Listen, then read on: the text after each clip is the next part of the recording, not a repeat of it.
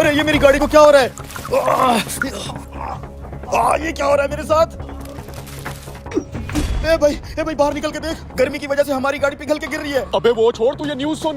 Breaking news शामिल करते हैं। जो गर्मी की शिद्दत आज रिकॉर्ड की गई है उसकी मिसाल इतिहास में कहीं नहीं मिलती। गर्मी की वजह से ट्रैफिक लाइट्स पिघल चुकी हैं, डस्टबिन पिघल चुकी हैं, गाड़ियों के टायर फट चुके हैं, लोगों में अफरा तफरी का माहौल है। इमरजेंसी नाफिज कर दी गई है। आवाम से इल्तमास है कि बिला जरूरत अपने घरों से बाहर बिल्कुल ना निकलें। अरे यार ये सब क्या हो रहा है? अब हम सब बाहर कैसे निकलेंगे? मुझे एक जरूरी काम भी है, मेरा जाना बहुत जरूरी है। अबे तू पागल हो गया? बाहर सूरज आग बरसा रहा है, आग। बाहर जाना खतरे से खाली नहीं है। लेकिन यार अगर मैं बाहर ना गया तो मेरा बहुत बड़ा नुकसान हो जाएगा। अब मैं क्या करूं? अच्छा 1 मिनट रुक, ये छाता लेके जा, इससे कुछ ना कुछ बचत हो जाएगी। और धूप से जरा बच के रहना। हाँ तू सही कह रहा है, शायद ये छाता थोड़ा धूप को रोक ले। हाँ इस छतरी की मदद से देखता हूँ बाहर की क्या सिचुएशन है। एक बार चेक तो करूं सूरज की तपिश कम हुई है कि नहीं।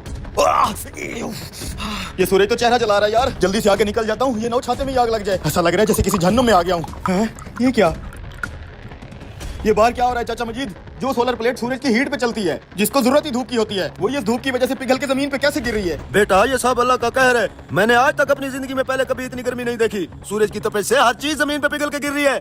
अल्लाह खैर करेगा चाचा, लेकिन जरूर इस मसले का कोई हल तो होगा। आज अगर इस मसले का हल ना ढूंढा तो इस गर्मी से सब खत्म हो जाएगा। मसले का हल क्या ढूंढेगा बेटा? वो तो नहीं पता चाचा, लेकिन जरूर इस मसले का कोई हल तो मैं ढूंढ ही लूंगा। ऐसे हाथ पे हाथ रख के बैठने से कुछ नहीं होगा। मैं भी तेरे साथ चलता हूँ बेटा। आजो फिर चाचा।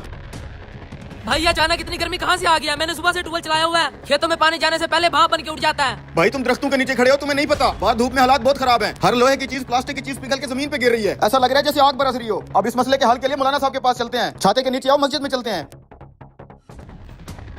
इमाम साहब बाहर के हालात तो आपने भी सुन और देख लिए होंगे, कहीं हम पर अल्लाह का अज़ाब तो नहीं आ रहा? इतनी गर्मी है कि हर चीज पिघल के गिर रही है। पूरे मुल्क में अफरा तफरी मची हुई है। इस शदीद गर्मी की वजह से लोग अपने घरों से बाहर नहीं निकल पा रहे, ना ही कोई कारोबार कर पा रहे हैं। अब आप ही इसका कोई हल बताएं। इंसान कितना खुदगर्ज है, सारी जिंदगी गफलत में गुजार देता है, थोड़ी सी सख्ती आने पे चलाने लगता है। हालांकि ये सब कुछ जो बाहर हो रहा है हम इंसानों को ही किया जा रहा है। वो कैसे मौलाना साहब?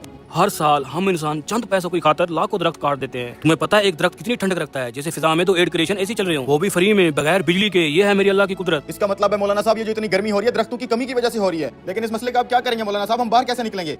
इस मसले का एक ही हल है, जल्द से जल्द जितने भी दरख्त लगाओगे उतना ही जल्दी ये गर्मी कम होगी। मौलाना साहब हम अपने हिस्से का दरख्त तो लगा लें, लेकिन हम लोगों से कैसे लगवाएंगे? बेटा तुम अपने हिस्से का दरख्त लगाओ, बाकी सब लोग भी जरूर लगाएंगे। बात तो ठीक है भाइयों, अब भी अगर हम दरख्तों को काटते रहेंगे तो ये दुनिया इधर ही जहन्नम बन जाएगी। दोस्तों जब आखिरी दरख्त कट जाएगा, आखिरी मछली पकड़ी जाएगी और दरिया आलूद हो जाएंगे, तब हमें एहसास होगा कि करेंसी नोट ना खाए जा सकते हैं और ना ही पिए। दरख्त लगाना सिर्फ नेकी ही नहीं, हमारी आने वाली नस्लों का हक है। आए आज मिलकर एक दरख्त लगाएं और कल का बेहतर पाकिस्तान बनाएं। एक बार अल्लाह लिख दो साहब, छोटे थोड़ी हो जाएंगे। इस वीडियो को शेयर करो अपने हर फ्रेंड के साथ, क्या पता अल्लाह के नाम को शेयर करने से